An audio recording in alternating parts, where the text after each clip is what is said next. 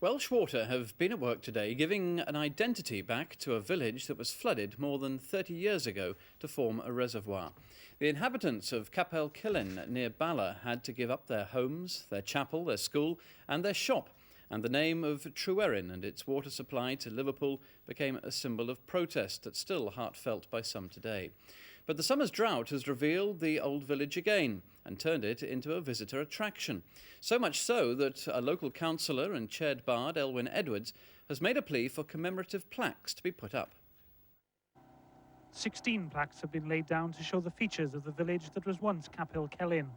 And it's the interest prompted by this year's low water level that's led to this gesture of goodwill.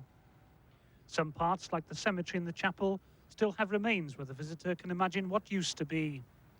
But other areas, like the local school, are immediately gone but not forgotten to local people. Welsh Water neither flooded this valley nor had an obligation to accede to the request.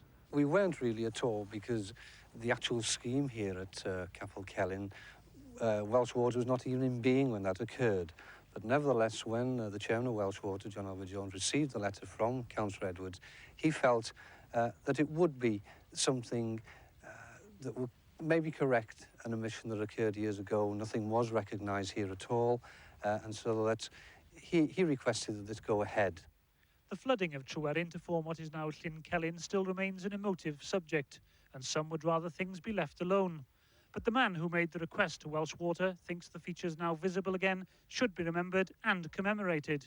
People that were born here have been walking along the old road here all summer, and a lot of them didn't know where the old houses were, their relatives. But what's it meant to you personally to see this village coming back again after all these years? Well, it opens all once, of course it does, but facts are facts, and made the best of them, I think. Of course, the irony of this is that you're putting these plaques down today. You may wait a long time again for them to reappear. This is appreciated, and really, obviously, from the company's side, we hope this doesn't really occur again. But if it should, at least there is something here as a memory and for people to see where the places were.